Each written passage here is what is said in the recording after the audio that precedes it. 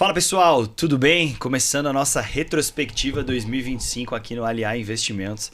A gente aqui se reuniu para falar de tudo que aconteceu em 2025, obviamente olhar para trás, ver quais foram as principais lições, os aprendizados, mas obviamente olhar para o futuro, olhar para 2026. 2025 foi um ano que confundiu muita gente. A gente começa o ano com um dólar de 6,24 e estamos terminando ali na casa de 5,50, uma bolsa até então desacreditada, a gente já chegou a bater 164 mil pontos, juro alto, conflito global, teve muita coisa nessa temporada de Brasil 2025 e eu tenho certeza que isso é só um tempero, que 2026 vai vir aí com muito mais coisa para a gente discutir e debater. Então, para a gente tentar costurar todos os pontos possíveis, todos os lados possíveis da nossa economia, cenário, eu trouxe aqui o João Bosco, que é o nosso head do agronegócio, especialista em tudo que gira nesse mundo do agro brasileiro, crédito, produção, commodity, estruturação financeira e, obviamente, boas histórias e risada. O povo sentiu falta de você, especialmente meu pai, que é fã, Joãozinho. Obrigado mais uma vez aí pela presença. Vamos lá, né? Vamos falar um pouquinho aí do 25. Ano fácil do agro, né? Tranquilo, sobe e desce danado. Tá. E como o ano foi muito fácil, eu trouxe aqui também Paulo Pedroso, sócio fundador, responsável pela área do corporate, que olha empresa, balanço, acesso a crédito, crescimento. Foi uma área também fácil, né, Paulo? Foi bem tranquilo, o dinheiro sumiu do mercado, né? E estava aqui a gente tentando procurar e encontrar. Pouco trabalho. Paulão, obrigado. Sempre quando eu tenho aqui a dobradinha com o Paulo, o pessoal me cobra, fala que o Paulo tem que aparecer mais, mas ele tá no momento high star, ele não divide essa bancada aqui comigo.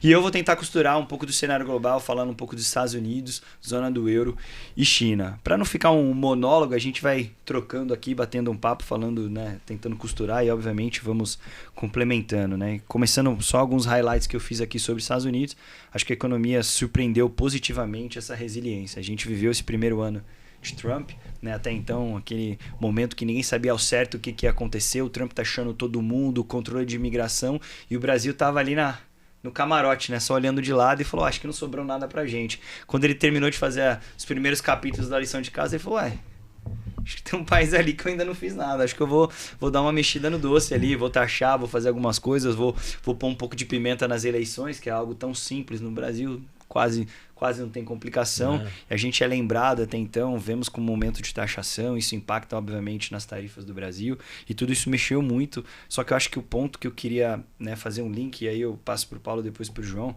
eu acho que toda essa narrativa do Trump com o mundo também criou uma narrativa para o Lula se sustentar em 2025. Eu acho que isso é um ponto inicial para a gente falar, né? A gente começa 2025 com uma taxa de juros em ascensão, a taxa de saindo de 12,5 no final de 24, né, subindo, chegando a 15. Dólar a 6,24, bolsa até então era só aquela promessa de 145 mil pontos e um fiscal que preocupava e continuou preocupando.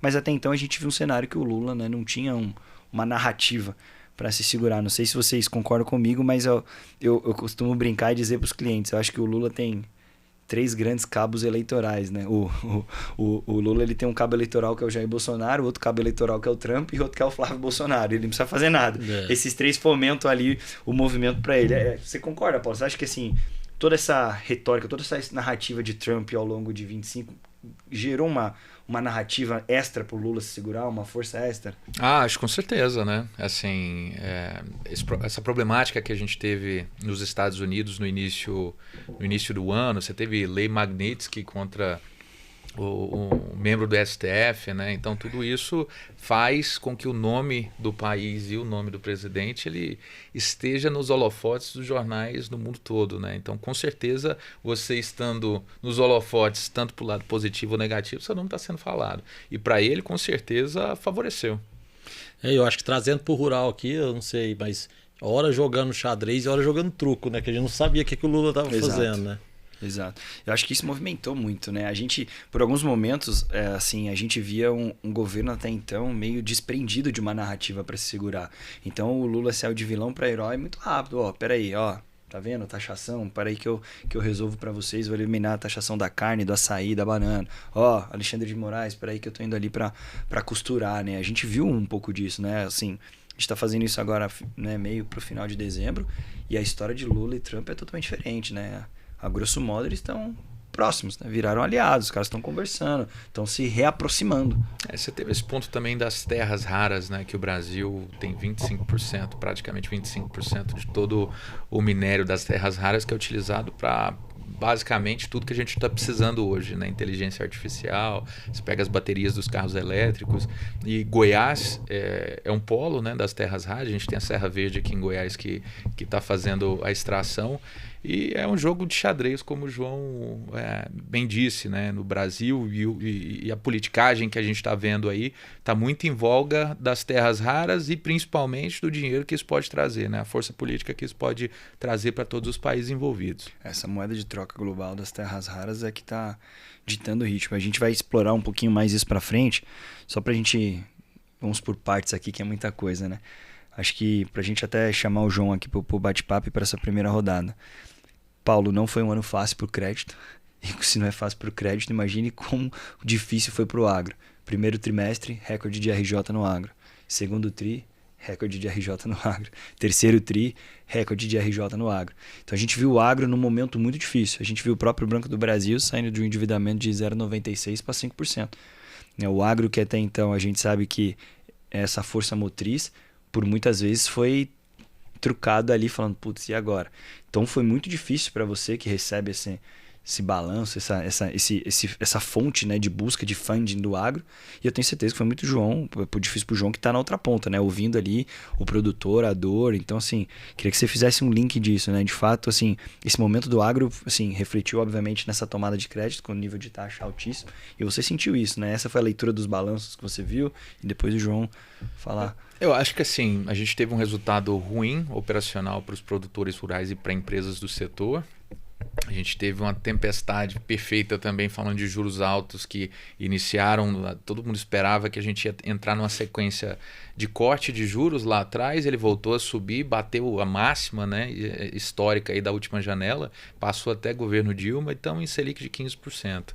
E por muito tempo, né? Então você olha para o Banco Central, que sempre tem uma postura muito dura, falando que precisa colocar a meta da inflação na convergência, e é a única ferramenta que o Banco Central tem. Então ele não tem nenhuma outra ferramenta ali que ele pode utilizar, a não ser subir o juro e deixar ele alto por bastante tempo. Então a gente tem um governo que continua gastando, e quando o Banco Central, que tem sido bastante técnico, olha para o futuro, ele percebe que essa matemática não vai fechar, né? Essa conta não vai fechar. E alguns setores eles tendem a ser mais sensíveis quanto a juros altos, né? Você tem o agronegócio e principalmente também a construção civil, que depende muito da alavancagem financeira, capital de terceiro.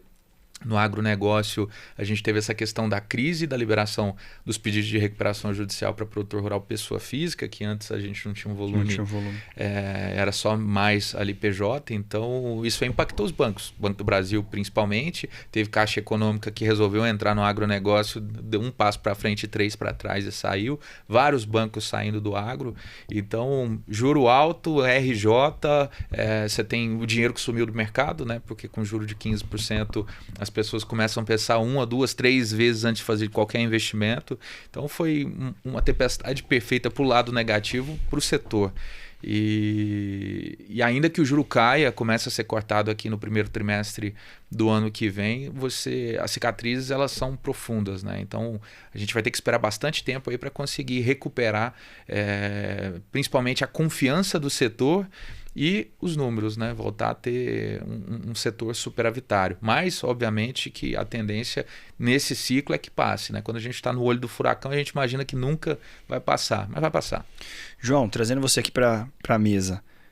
Esse discurso do Paulo, para a gente aqui é até que ok. Mas a gente sabe que não é o discurso que muitas vezes chega no produtor.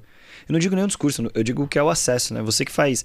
Enfim, o João, para quem não sabe, é um dos agroinfluencers mais ativos aqui em Goiás. Se você está sempre dando, né, falando em jornais, lives, né, fazendo matéria de jornal, mas você também está sempre lá no pasto, na fazenda. Você tá com os dois lados, na mídia e com o cara que, pô, não tô nem lendo o jornal, João. Eu tô sabendo do vizinho aqui que falou.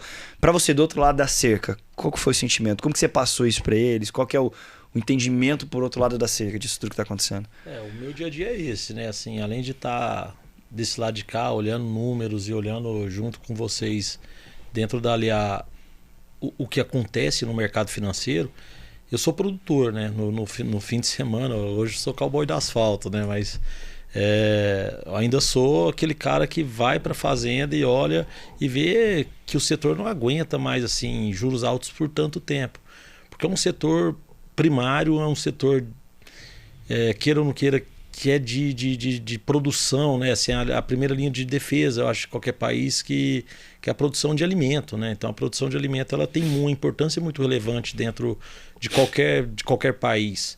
Então, quando a gente se depara com isso e quando a gente olha para dentro de casa e fala que a gente não dá conta desse juro e vê o juro subsidiado, que é o juro que o governo ajuda ali o agronegócio a se desenvolver, ele ficando escasso, para não falar que ele quase que inexistente, a gente começa a olhar para o negócio e falar assim, calma aí, qual é o risco que eu tenho que correr dentro do meu negócio e qual a oportunidade que eu tenho? Porque assim, você olha para o agronegócio, em épocas de commodities em alta e vê crescimento de 22%, 25%, até, sei lá, 40% ao ano, isso aí te traz uma saúde financeira, uma vontade de crescimento no setorial muito grande. E aí quando a gente passa por, não só um ano, eu acho que ali desde 24, quando commodities em baixa, já atravessando um período difícil, tanto soja, milho e boi, a gente começa a entender que o setor ele precisa de uma gestão financeira mais apurada. A gente precisa entender como esse mercado de capitais pode ajudar, às vezes com um juro não subsidiado, mas às vezes com juro mais alongado, com a estruturação de caixa, né? Eu acho que a palavra do momento é... né, a gente deve falar isso aqui mais à frente, mas a palavra do momento é, de fato, a gente procurar fazer gestão, e uma gestão mais ativa, né, dos nossos negócios e olhar para o caixa, né? Eu acho que no mercado caixa is the king, né? Então, olhar para o caixa de fato e não ficar contando que vai sair o dinheiro ali subsidiado a 8%, a 6% que eu dou conta de pagar. Então, você começar a fazer alguma coisa que te remunere dentro de casa. Então, essa remuneração de caixa, essa remuneração daquilo que você produz, ele é muito importante, né? Então, assim, o agro, ele sofreu e sofre e vai sofrer sempre em momentos de dificuldades políticas. Eu acho que essa política nossa, ela está trazendo uma dificuldade, não só na parte política, mas assim, de quem faz as leis. Existem algumas coisas que estão acontecendo que não fazem menor sentido para o setor produtivo, né? Falando do agronegócio em si. Então, assim, é entender um pouco mais, não só do agro é pop, mas entender do agro dentro de casa, entender do produtor, quais são as dores de fato dele. Porque o produtor, ele sabe produzir. Não é à toa que a gente está liderando agora a carne, é notícia aí. A gente passou os Estados Unidos, que era o líder mundial de carne. Hoje o Brasil se consolida como líder mundial de carne. Soja, milho, algodão não, mas soja, milho e café. Entendeu? A gente laranja. Então, assim, a gente é líder em N commodities do setor. Então, a gente tem que entender que a gestão financeira, ela não passa só pelo gerente do banco ali, do Brasil, ou banco da Caixa, ou qualquer outro. A gente tem que entender que a gente tem que ter uma estruturação financeira mais coesa com o negócio e mais, vamos falar assim, mais profissional até, né? João, acho que você foi cirúrgico no que você falou, assim, você até aprofundou alguns temas que a gente ia falar, mas eu queria só puxar um gancho, que eu acho que você voltou e acho que tem muito a ver com essa questão da gestão. A gente viu a queda nos preços da commodity e a gente viu o fluxo que parecia que, para quem não está no meio agro, era simples. Pô, peraí, Estados Unidos taxou a China vai consumir do Brasil, a gente vai ter uma explosão da commodity. Aí os Estados Unidos taxa a China começa a consumir do Brasil, depois eles fazem as pazes, depois aumenta... Então tudo isso eu senti que foi muito rápido. Pra gente que acompanha o mercado, pô, é tela, é número, é bate-papo, é um monte de gente, a gente vai mudando a chave, o direcional e vamos embora. Eu senti que muita gente ficou perdida, não vou dizer a palavra, mas muita gente não acompanhou essa mudança como deveria. Eu vi produtor e a gente fez algumas rodadas, falando, pô, final do ano a commodity, pô, o boi vai bater 400, milho X, mas no meio e poderia bater, sim, porque tava tudo indicando que a gente ia fazer isso. Só que no meio do caminho mudou. A China se aproximou dos Estados Unidos, aí vem, peraí, agora você tem que importar 12 toneladas de soja de mim. Então isso mudou muito, né? Então você viu o preço da commodity oscilando de vários momentos e o produtor muitas vezes perdido. E aí entra o ponto que você falou, a gestão, que eu acho que reflete no Paulo. Exato. Né? Porque assim, o momento é difícil e quem se preparou nessa parte de gestão talvez bebeu uma água mais fresca. É ou não é, Paulo? A gente vê muito produtor, e o Paulo pode falar até mais, que chega lá e fala assim, cara, eu tô vendo aqui, tem da onde tirar a coisa aqui, mas cara, tá desorganizado. Tá difícil eu empacotar tudo isso aqui quando o mercado tava bom. Imagina agora que o mercado tá ruim, que eu tenho que provar e reprovar novamente que você é saudável. Você acha que faltou um pouco dessa sagacidade? Isso ainda falta no agro em alguns momentos como esse? Porque assim, não é o primeiro susto do agro. Não vai ser o último. Teremos tantos outros. Mas parece que às vezes alguns setores, alguns, sei lá, talvez ciclos que eu frequente do agro, parece que ele tá aprendendo de forma mais lenta do que deveria a se reorganizar quando tudo isso acontece. Eu acho que o produtor aprende muito na dor, né? Assim, como ele sabe produzir, ele acha que qualquer coisa assim... Vamos lá, se eu produzo um saco, para eu pagar essa conta, eu tenho que produzir 2. Eu vou lá e produzo 2. 2 não tá dando, vou produzir 3. E assim sempre foi a vida do produtor, né? E assim, ele nunca se preocupou, vamos falar com balanço DRE. Ele procura... Você pensou na relação de troca. Né? No boi, quantos boi que eu troco por uma caminhonete. Exatamente. Então assim... Isso está ficando cada vez mais difícil, não só porque a margem está ficando mais difícil, porque assim, a gestão de risco dele está ficando mais complicada. E quando a gente olha, vamos falar do que a gente passou, né? A safra passada, custo alto, commodity em queda, ela de fato ela veio caindo, no caso do milho, o boi talvez um pouco melhor nessa questão, mas... no caso do milho, não da soja, ele vem caindo e o produtor sempre com aquela expectativa. Não, isso aí é uma quedinha, isso aí logo a soja volta para 180. Isso não aconteceu. E quando eles se deparam com a falta da notícia positiva ou de uma negociação, aí vem o Trump que taxa e tudo, mas vai taxar, vai comprar carne de quem, não sei o quê. E assim, de fato, quando isso tudo acontece, você tem que estar pronto para esses momentos. Então o produtor ele tem que começar a se atentar mais que momentos ruins sempre vão existir. Então de fato é olhar para a margem. E como é que você traz o cara para a margem? Se o cara não tiver conta, se ele não tiver no mínimo de gestão dentro da fazenda e procurar saber quais são os seus números, não tem jeito de olhar a margem. Então ele sempre vai dentro daquilo que o Paulo falou. Eu vou trocar de caminhonete. Esse ano eu não troco, sobra aí para pagar... sei lá, a faculdade dos meninos e o ano que vem tudo melhor eu troco. E não tem sido assim. A melhora ela tem vindo de escada mesmo, assim, uma escada bem lenta, de um velho gordo subindo, sei lá, entendeu? E as quedas estão sendo muito bruscas. Pra você ver, a soja, nesse começo de produção, vamos falar safra 25 olhando para 26. A gente planta, começa a chover cedo, todo mundo anima, vai lá, planta no pó e aquela coisa, a chuva vai vir. Não veio. Além da chuva não vir, vem a negociação dos Estados Unidos e da China. Aí a soja, além de estar cara para produzir, que ela sai ali no custo entre 35, 40 sacos por hectare, vai para 50, 55 sacos por hectare. O cara, quando se depara com isso, ele fala, aí agora? Se essa soja não subir, como é que eu vou fazer? Como é que eu vou fechar a minha conta? Se o que eu tinha para produzir já não vou produzir porque a chuva me atrapalhou, que é clima, a gente não manda no clima, já me atrapalhou. Como é que eu vou fazer para produzir mais? Aí vem chuva, vem um temberê de chuva agora que não acaba mais de chuva, na hora que precisou não teve, agora na hora da evolução está chovendo.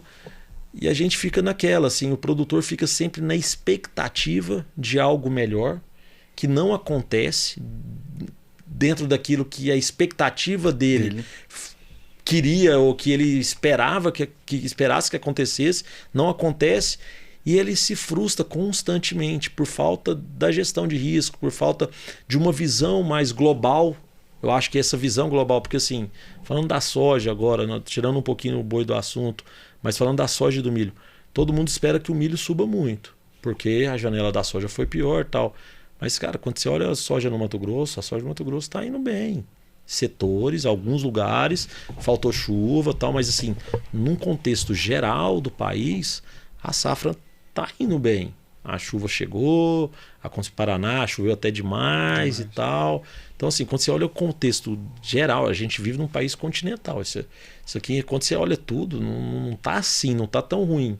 A gente provavelmente, se a gente não tiver uma safra igual à safra passada, a gente deve superar a safra passada, ou seja, vem um novo recorde. Se vem um novo recorde, a gente vem com carrego de volume maior.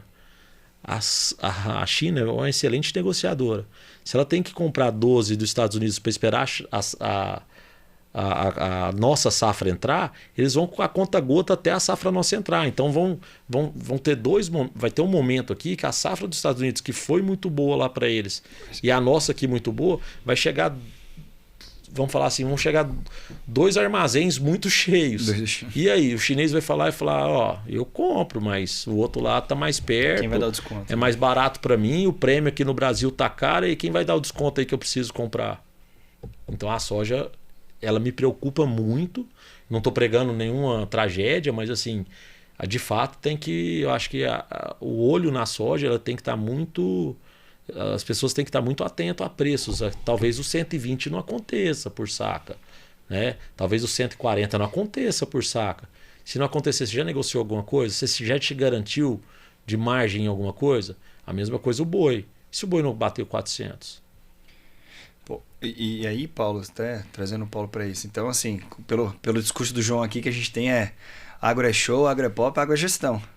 Agro é gestão. E assim, quando a gente vê esse discurso de tudo que está acontecendo no agro e tudo isso que a gente vem enfrentando em 25 e vai enfrentar em 26, passando aqui o bastão pro Paulo para fazer o advogado do bem aqui, E aí, Paulo, você chega pro produtor, eu faço o quê? Eu chego pro João e falo assim, e aí, João? E 26, vambora? O que vai dá? Tirar dinheiro da vai onde? Tirar dinheiro da onde?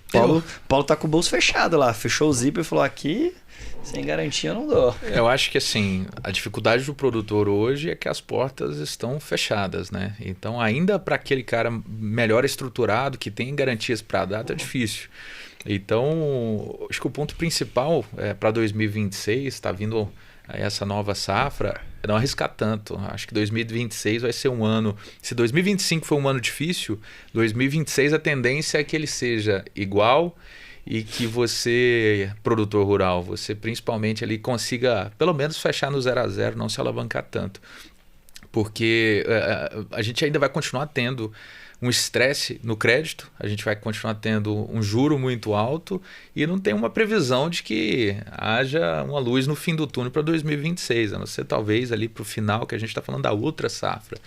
Então, se alavancar, tentar ali liquidar essas dívidas mais caras, tentar alongar o máximo possível, utilizar instrumentos que não vai ter taxa barata, mas que a parcela diminua, agora ele consiga sair de um endividamento ali de custeio, por exemplo, que esteja encerrando aí com 8 meses, 12 meses, 24 meses e tente ali buscar dívidas mais alongadas, né? Utiliza ali as garantias urbanas, que existem ali opções mais alongadas, que o agro hoje, infelizmente, não existem essas opções aqui de 180 meses que existem na habitação.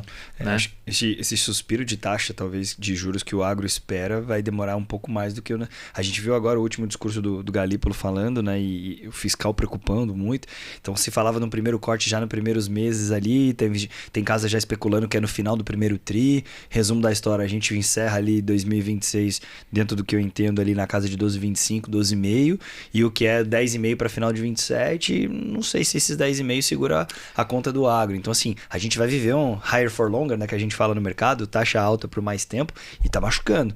Tá machucando e a gente tá vendo ali que parece que a bola de neve tá crescendo. E se o governo está gastando muito, a taxa subsidiada, alguém está pagando essa conta, né? Então, se o governo ele continua fazendo a concessão de crédito subsidiado, ele está se endividando cada vez mais e a tendência é piorar. Então, as contas simplesmente já não fecharam, o governo está taxando todo mundo para tentar melhorar um pouco. Então, não tem de onde sair mais dinheiro subsidiado para favorecer um setor ou outro. Infelizmente. Então, acho que é o novo normal que a gente está vivendo, né?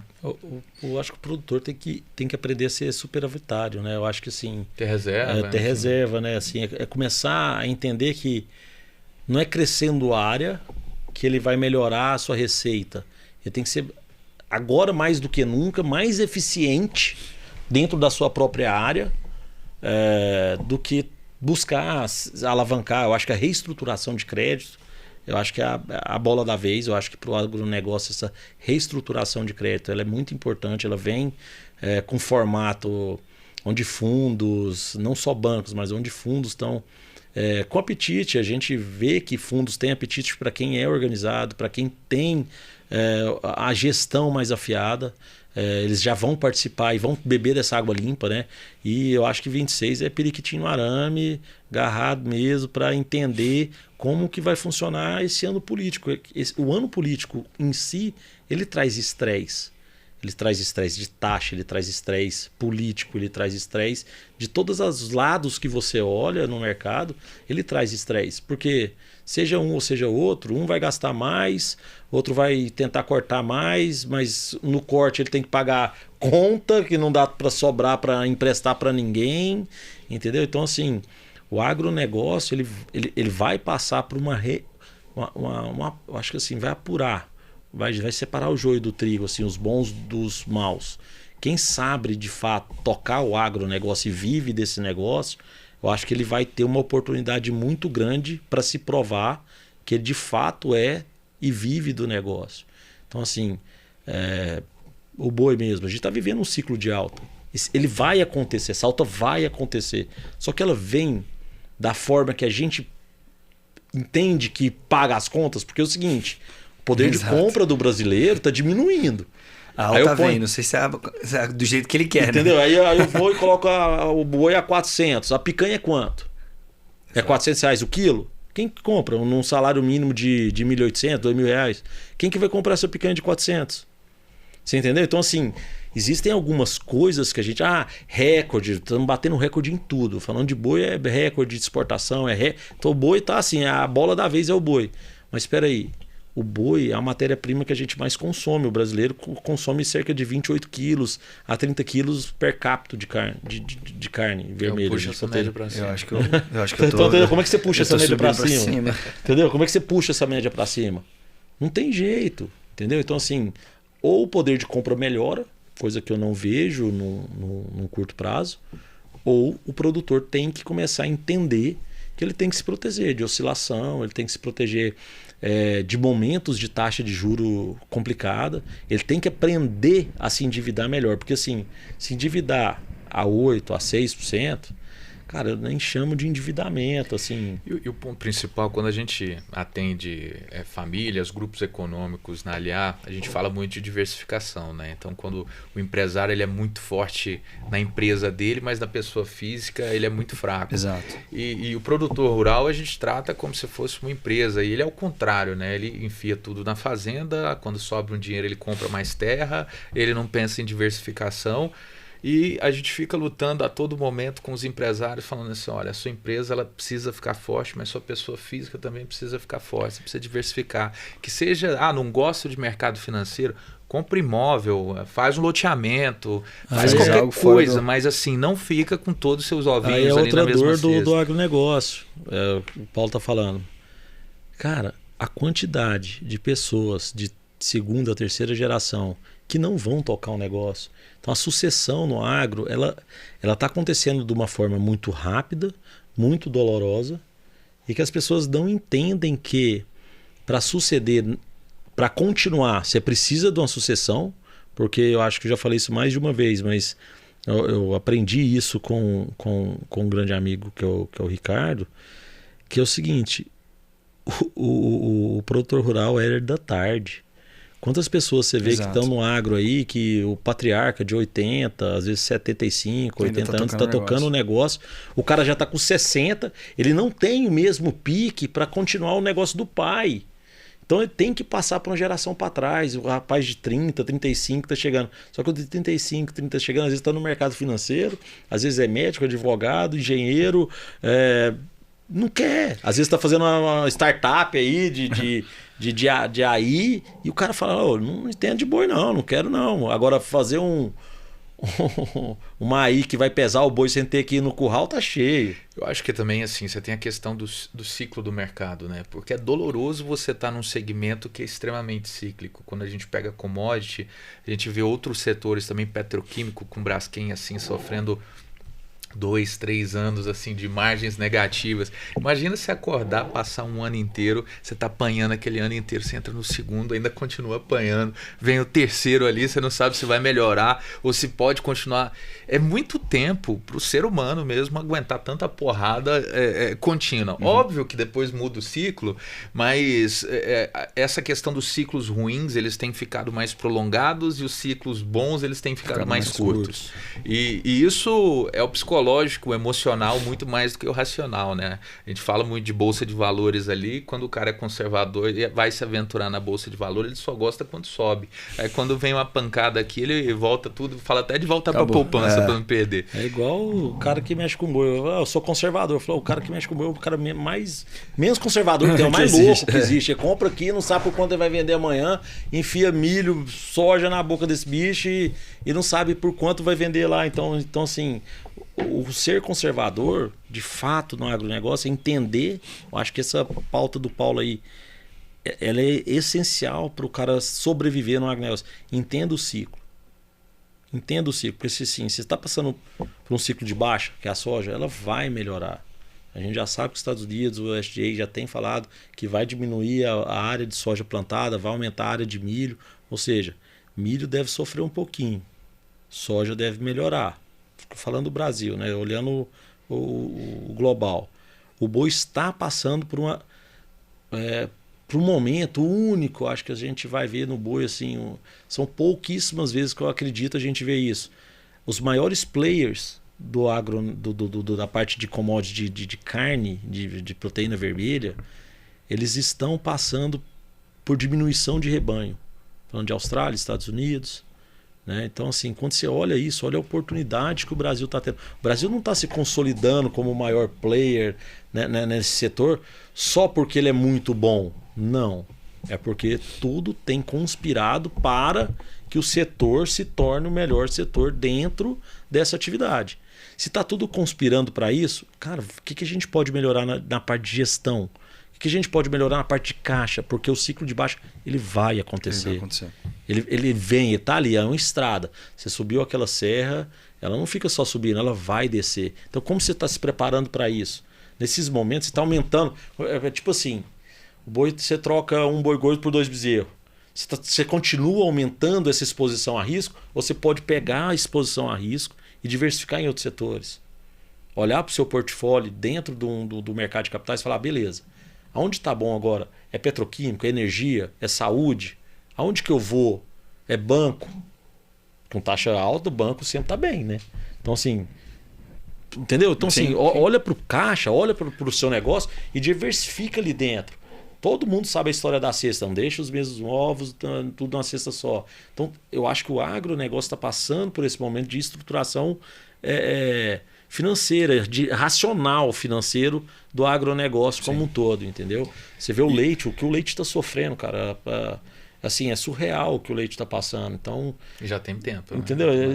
E como que você se garante nesse processo só indo lá e produzindo? Cara, é aquela brincadeira. Volta todo mundo para enxada, põe filho e filha para voltar igual os avós, os bisavós viviam. Porque se não fosse, não dá conta. Entendeu? Ô Paulo, eu acho que, bem, você e o João deram um resumo, mas parece que a gente tá muito mensageiro do mal aqui, né? Não, se por um lado, falar de coisa boa. Se por um lado tem gente tomando, tem gente aplicando também, né? Isso. Eu acho que assim, você obviamente está muito mais inserido ali em diversos setores de empresa, uma vez que você está ali tocando a área do corporate, então você fala com o setor avitário, superavitário, deficitário, você fala com todos.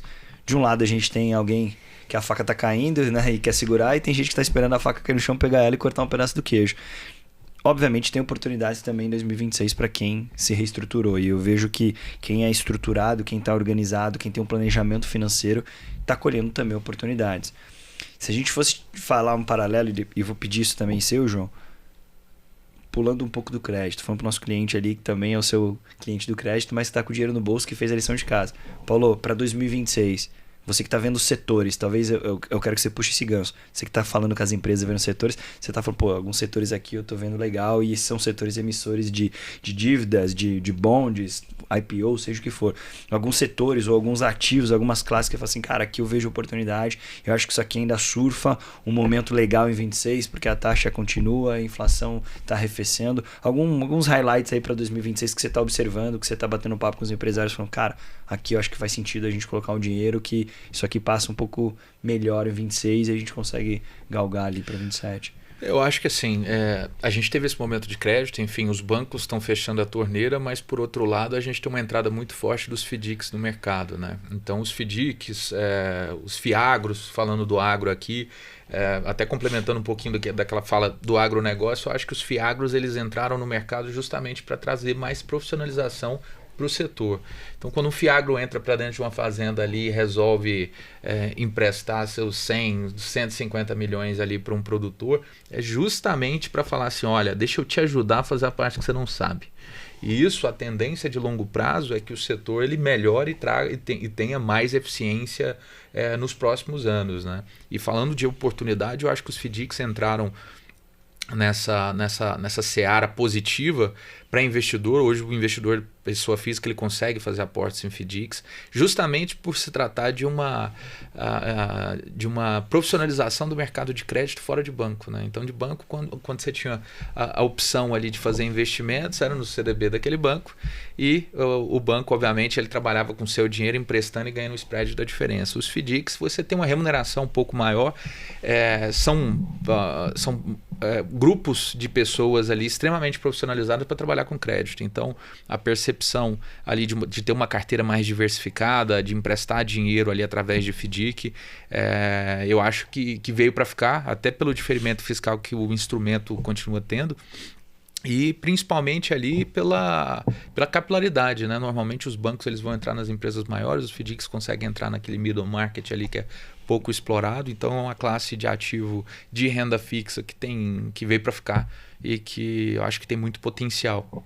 E assim, Paulo, foi um tema legal, né? Porque assim, o FDIC ele vai capturar esse momento que o middle market precisa emprestar e o FDIC está ali levantando a mão falando assim, legal, eu empresto de você, e o cliente que está no outro lado falando assim, cara, eu sei que aqui tem spread, aqui tem uma coisa legal, aqui a gordura, o risco pode ser maior, mas a gordura também está aqui, como que eu acesso isso aqui?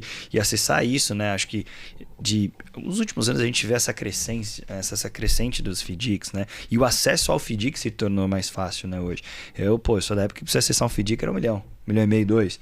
Hoje a cota um FDIC é 25, 5 mil, 10 mil reais. Então, assim, fica um pouco disso. É uma classe interessante, é uma classe que a gente vem crescendo, né? Trabalhando muito mais. O governo já taxou, né? Ele foi vendo crescendo, já colocou 0,38 já colocou um negocinho ali, né? IOF. Mas acho que é legal, é um jeito de você levar talvez um horizonte diferente da diversificação. É você estar inserido, né? É o famoso FOMO, né? Você tá, a sensação de você não quer ficar fora, né? Você tá ali inserido, mas você não tá, né, junto com isso. E assim, e até puxando um gancho para você e pro João, você ainda acha assim, FIAGRO, CRA, né? A gente vai ver uma redução, né, de emissões de outras empresas e a gente viu uma talvez posição de emissão de empresas já correntes no mercado. Então a gente viu muito JBS, muita BRF, a gente viu, parece que muito mais dos mesmos, alongando aí vencimento para 2055, 2065. A gente tem hoje oferta de JBS 2065, PCA mais 7. Então, a puta taxa que você vai ter até 2065, uma empresa do porte da JBS te pagando ali IPCA mais 7. Você, assim, para mim é muito claro, essa vertente PCA mais ainda me atrai e eu vejo que algumas áreas do agro que a gente pode acessar o agro, né? Talvez as melhores empresas do agro, vamos dizer, nesse momento, através de um IPCA mais 7 também ainda faz sentido. Faz sentido para você? Um CRA, um FIAGRO ainda que está aproveitando essa parte de inflação mais, assim, para um pedaço da carteira ali, um portfólio? Enfim. Com certeza. A gente falou do lado negativo do juro alto, né? Mas o lado positivo de você ter o juro alto é justamente você ser investidor e ter sobra de caixa. Vamos falar do investidor, né, pô? Então, vamos achar que a gente está aqui só jogando para baixo. Quando a gente olha ali, por exemplo, para o título público ainda 2035 pagando acima de IPCA mais 7 bruto, é uma taxa que a última vez que a gente viu foi o governo Dilma. Falar que isso é ruim é loucura. Se colocar qualquer simulação aí, você vai ver que é muito dinheiro no longo prazo. Aí vão vir também mais profetas do apocalipse falando que o país também não vai virar Venezuela. Então, para você que pensa isso, que o país vai virar Venezuela, a saída que você tem é fiscal. Então é levar o dinheiro para fora, A gente tem a opção do Paraguai, a gente tem o Uruguai, tem Estados Unidos, tem Malta, tem 1 milhão de lugares aqui que dá para tirar o dinheiro daqui. Agora, se você continua acreditando que o Brasil pode dar certo, e eu sou um deles, você tem muita oportunidade aqui. O IPCA deles é uma opção, pré-fixados também. O ponto principal é analisar o risco dos ativos. Você tem ativos ali soberano, que é o Brasil, mas você não está acreditando no Brasil, nada para baixo também vai funcionar. Mas com certeza para você que está otimista, ou pelo menos em linha aqui de que o país está enfrentando um período ruim, com certeza existem boas opções de CRAs, CRIs, debêntures, enfim, isentas, né, que vão trazer um retorno substancial para o seu patrimônio no longo prazo e você vai se arrepender de não ter alocado mais. E globalização, né? Dolarizar a parte do portfólio. Eu acho que a gente viu isso muito claro, né, em 2025, essa procura, né, esse anseio. Eu vi muita gente correndo para dolarizar no momento errado. Quando a gente bateu 6,24 lá, todo mundo, o Brasil agora quebra. Né? E é muito engraçado, né? Porque a gente bate papo com todo dia, com cliente, com um monte de gente, né? Sempre tem aquele pessimista. Não, Guilherme, esse ano o Brasil quebra. Mas, inclusive, eu queria bater um papo com você, tô querendo comprar uma casa nova, tô querendo trocar de casa. Eu falo assim, mas vai quebrar e você tá aumentando o patrimônio? Né? E eu tô brincando assim, você acha que quebra? Eu acho que quebra. Então faz o seguinte, 50% lá fora, 50% aqui. Se quebrar, você tá com 50% lá fora, se não quebrar, tá aqui. Acho que a gente como empreendedor, como empresário, a gente sempre acredita. Acho que é por isso que a gente tá aqui, é por isso que a gente atende cliente, é por isso que a gente fomenta. Porque a gente acredita. Pô, não tem gente que acredita mais do que o pessoal do agro. Não tem. Eu acho que gente com mais esperança e fé que o agro não tem. E desculpa, tô errado, João? Você não chega no cara do agro. Tá difícil, tá, mas ele fala, não, mas vai dar bom. É saber surfar, cara. Assim, veio pra 6, cara, dólar vai pra cima, boi se bater $70 aí, vai bater os 400 fácil, entendeu? Então, assim, é saber surfar o momento, é aproveitar das oportunidades. Eu acho que, assim, o brasileiro como um todo, ele tem que entender que tempos bons e tempos ruins, eu acho que foi o começo da prosa aí que ele vai existir. Então, assim, tá num tempo difícil, arrisca menos e guarda mais. Tá num tempo bom, gasta mais do seu negócio, faz ele crescer mais e prepara. É sempre isso. Eu acho que o jogo é sempre esse, né? Assim, se a gente pegar para olhar quem cresce, na média, olha que loucura. Na média no Brasil, quem cresceu mais é quem foi mais conservador. CDB, LCI, LCA. Aí vem os CRAs, os CRIs dando uma oportunidade de ter a mesma tranquilidade de investimento que um portfólio que estava só em LCA e LCI. Exato. Entendeu? Então, assim, essa oportunidade de ter IPCA mais 7 não dá para deixar passar. Né? Então, assim, quando você tem a oportunidade, olha para o seu capital, olha para o seu negócio e busca fazer uma proteção dentro daquilo que é seguro. Não é, mas de repente vem um lá e dá errado. Tá tudo certo, você não tá tudo num lugar só. Seu dinheiro não tá 100% num lugar só. Essa diversificação, esse leque que a gente tem que aprender a abrir mais. E quando a gente olha as classes de ativos, olhando para o passado, a gente teve um momento muito forte do S&P, do dólar, né, que subiu demais. A gente teve as criptomoedas que subiram demais. Então, se pegar qualquer portfólio que tivesse colocado na última janela aí de 5 anos, 0,5% de Bitcoin, ele teria batido tudo. Então, partindo do pressuposto que a gente não sabe o futuro, infelizmente você precisa diversificar. Você não vai ter nada ali que você consiga acertar e dar win. Então você tem que ter um pouco de imóvel, você tem que ter um pouco de título público, um pouco, enfim, se você tem um perfil ali mais moderado, um pouco de ações, fundos imobiliários, e fazer essa diversificação, porque no futuro, imagina, eu falar aqui qual que vai ser o próximo ativo que vai ser o top 1 de 2026. É impossível você saber qual que vai ser. Agora, boi. Pode ser boi, mas um ponto que a gente precisa destacar é que você travar boas taxas nesse patamar aqui, a tendência de dar errado no médio prazo ela é muito baixa. Eu acho que você falou um ponto que é legal, e até puxando aqui um pouco para minha área de atuação, né? Eu acho que o investidor global hoje mostrou um pouco para o Brasil essa questão da diversificação. Por quê? A gente viveu um momento, e a frase que a gente ouviu diversas vezes ao longo de 2025 foi: o fim do excepcionalismo americano. Pô, as pessoas estão deixando de aplicar nos Estados Unidos. E o brasileiro vem, estão deixando de aplicar. Eu falei, não, você nem foi ainda. Você não pode deixar de aplicar. A diferença é que o chinês tinha 90% do portfólio dele nos Estados Unidos, agora ele vai ter 80%, sobrou 20%, que ele falou assim, Brasil, 88. Tá com... 88. Ô Brasil, vocês estão com contado de 15, acho que o carrego tá aí. Isso foi o reflexo dessa, foi por isso que a gente teve uma bolsa, né, a gente viu um dólar caindo, uma bolsa subindo por esse reflexo do dinheiro de fora. Isso mostrou um pouco coisa do... Isso acontece no Brasil, né? Juro alto e bolsa subindo. Assim, a gente viu o poder da globalização, mas eu acho que isso não vai ser 2025, né?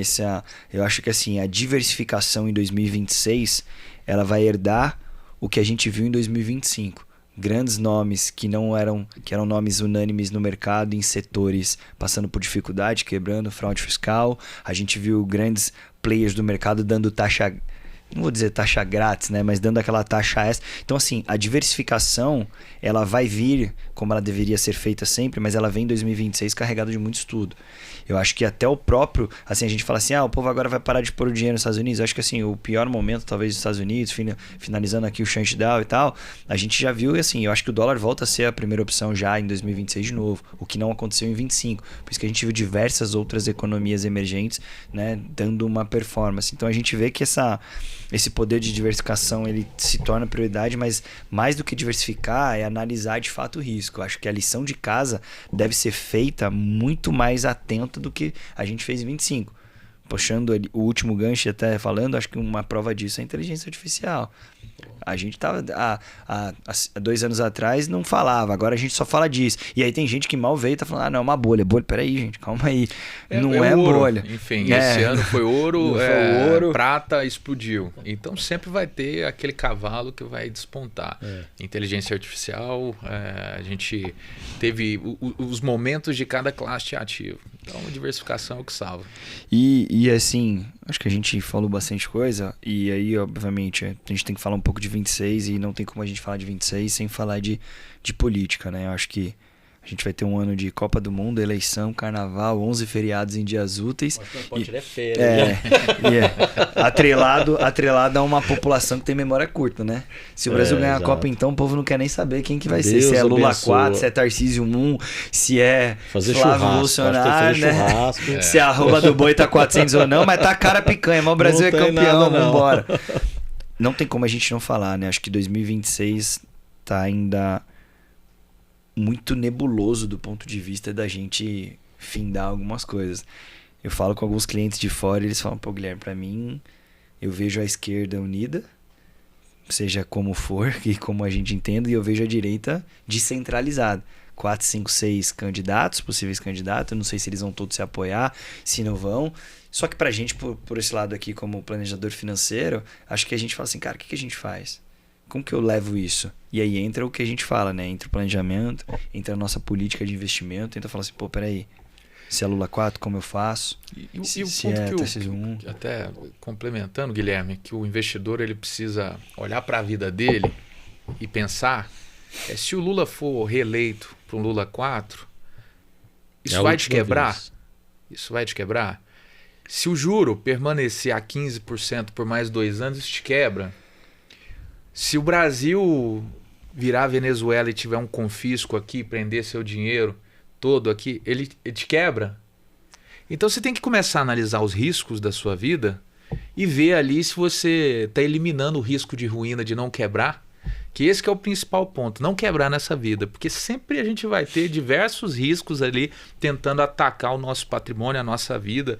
E o ponto principal é você se planejar para que você não esteja no risco de ruína. Porque esse é o que te tira do jogo. João. Eu até complementando um pouquinho do que o Paulo falou. Cara, com tanto de coisa que dá para fazer dentro do mercado financeiro, mercado de capitais aqui, dá para fazer tanta coisa que sem se sentar com alguém, tem coisa melhor do que você buscar entendimento numa coisa que a ponta de lá tem experiência, entendeu? Então assim, muitas vezes você vai se aconselhar com seu pai, porque ele é mais experiente. Você vai se aconselhar, você está doente, você vai se aconselhar com o médico, porque você precisa daquela experiência ali. E nada melhor de você buscar em pessoas que estão vivendo o mercado, que vivem diariamente esse mercado, esse aconselhamento. Qual é seu medo? Qual é seu risco? Que hoje... O que tira seu sono? Entendeu? Né? Então, assim, o que tira seu sono? Se é isso, cara, tem estratégia para isso. Vamos dormir mais tranquilo.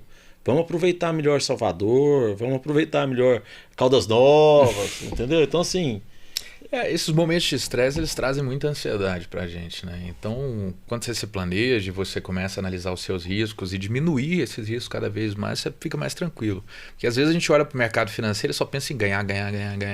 E quando você toma uma lambada ali, você perde um pedaço relevante do seu patrimônio. Proteger. Exatamente. Então, acho que o que fica aqui de mensagem para os investidores que estejam aí nos assistindo é analisar o seu risco e tentar diminuí-los para você não ficar fora do jogo, porque é isso aí que traz mais ansiedade e faz com que você tome decisões erradas e emocionais nos momentos errados. Quando o cenário é nebuloso, ele te dá oportunidade demais. A gente tem que olhar para o 26, eu acho que assim, de fato se proteger e diminuir risco. Mas espera aí, aonde está a oportunidade? Eu não posso pegar parte desse negócio que eu protegi e falar, pô, tem oportunidade aqui, dolarizei, Nvidia, ó, aí crescendo, Apple lançou o 17 aí, vai fazendo uma coisa nova, vai buscando novos mercados, novas oportunidades, que o crescimento tá aí. E ainda assim, no próprio mercado, né? Por que era bom comprar uma fazenda com 700 mil reais o alqueiro e agora que tá 450 não é? Ué. Por que deixou de ser um bom negócio? Se tem uma coisa que é finita no mundo, acho que é terra, né? Então, assim, terra eu acho que ela nunca vai deixar de valorizar. Talvez não na velocidade como ela valorizou. Exato. Mas eu parto desse princípio. É mais difícil você comprar uma extensão territorial maior. Mas espera aí. É no maior, é no grande que vai estar o dinheiro, às vezes nem sempre. Era melhor gestão. Ó, e se você está precisando de dinheiro para comprar uma terra barata, manda uma mensagem aqui que nosso time vai entrar em contato com você. Gente, seguinte, acho que a gente... Enfim, eu não quis ficar muito no tecnês, eu acho que a gente está aqui de fato para bater um papo, passar um pouco do sentimento que a gente teve 25, como é tradicional aqui nos podcasts, nas lives que eu faço, aquele ping-pong rápido, direto, rápido, uma palavra o que vem na cabeça, e é sem ficar em cima do muro. Vocês já sabem que vai ter algumas perguntinhas que não é para ficar no muro, é para falar do sentimento mesmo. Então, já que não é para ficar em cima do muro, eu vou começar com o João, que ele gosta de falar desse tema. João, vamos ter um Lula 4 em 2026? Se tiver o último, né? Que é pra semente, eu não fico. Então... Paulo, e aí? Lula 4 ou não? Eu acho que tudo tá indicando que sim. Tá. João, um erro que o produtor tem que evitar em 2026, que 2026 não vai tolerar. Só o insightzinho. Gastar, além do que controle pode. De gasto. Além do que pode. Paulo, a decisão que o empresário comum precisa evitar em 2026 que não vai tolerar. Não ter caixa. Ele tem que evitar não ter caixa. João, se você tivesse que apostar numa classe, obviamente quando eu digo classe de ativo dentro do teu mundo aí do agro, para 2026 que você vê oportunidade.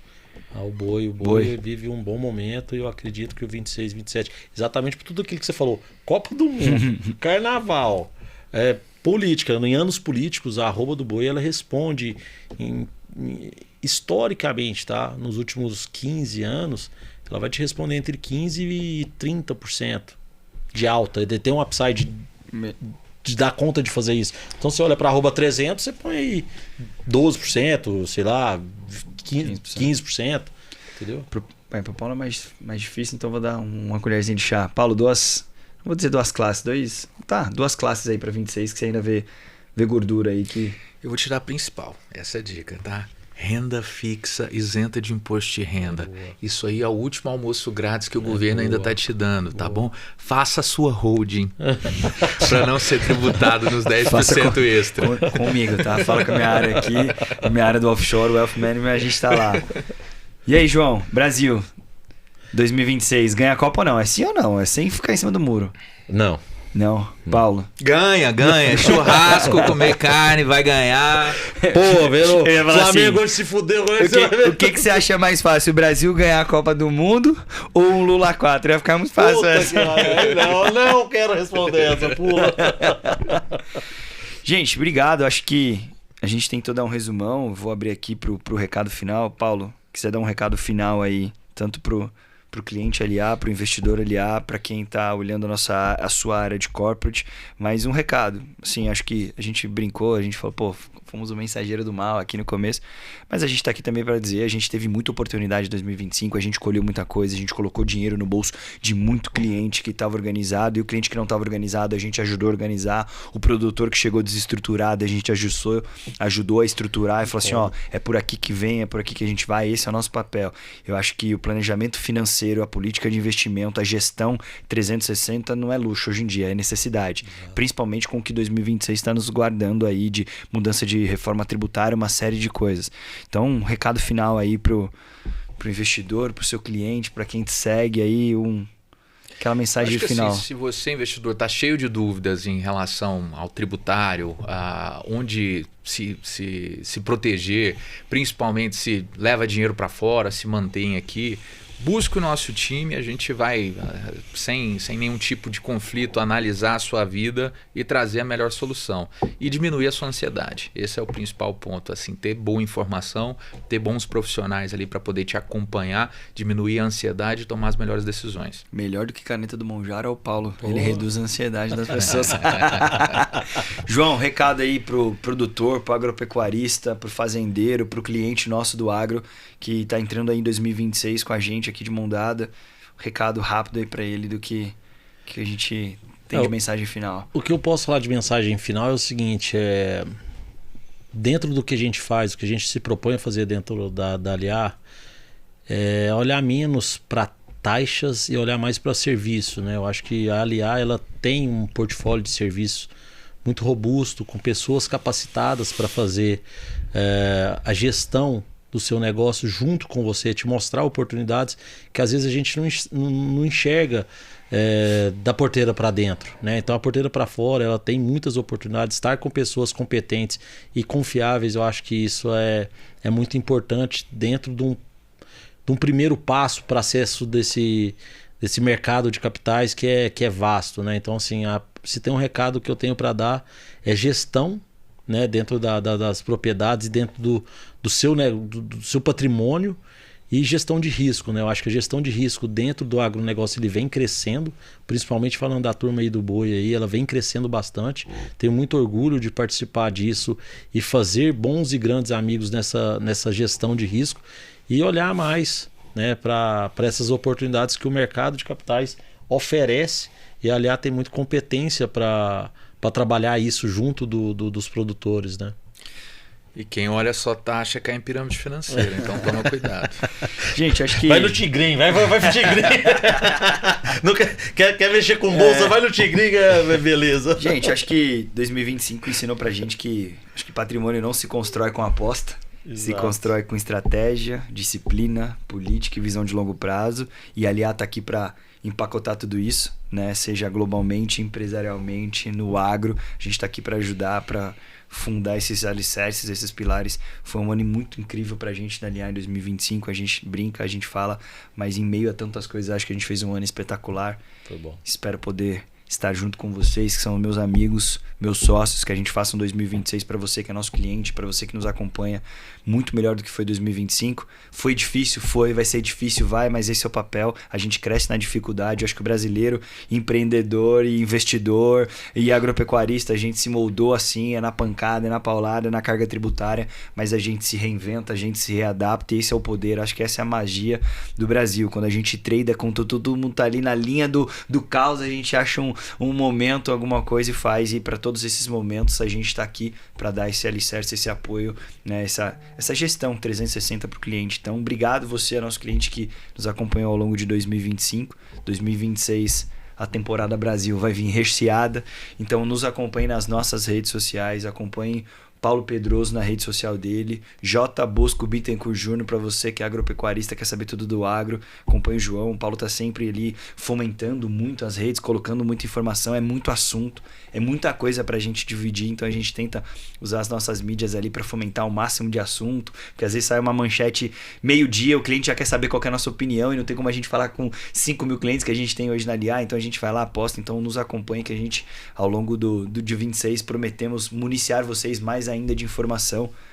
eu vou encerrar aqui dizendo a frase que eu sempre falava nas lives: a informação é sempre o seu melhor ativo, e se ele é o seu melhor ativo, ele tem que estar no melhor lugar. O melhor lugar é com a gente, então busca informação com a gente. A gente está aqui para te dar um direcional muito mais do que te dar taxa. Eu acho que te dar o norte em 2026 vai ser tão importante quanto te dar uma taxa ou uma remuneração. Fechado? Gente, obrigado. Que 2026 seja incrível para nós. Feliz Natal para todo mundo. É Natal, né? Feliz Natal. A gente tem que começar, que seja um Natal abençoado. Feliz 2026 a todo mundo. Nos acompanhe. O ano tá encerrando, mas... Você chamando a gente só 2 vezes por ano, aí, no fim, né? Me cobrem para chamar eles mais vezes. Só na época da pecuária do final do ano. Prometo fazer mais dobradinha com eles. Pessoal, obrigado. Espero que vocês curtam comentários aqui, compartilhem e, obviamente, a gente está aberto aqui para receber o feedback de vocês. Fechado? Valeu. 2026 é incrível para todos nós. Até a próxima. Até a próxima.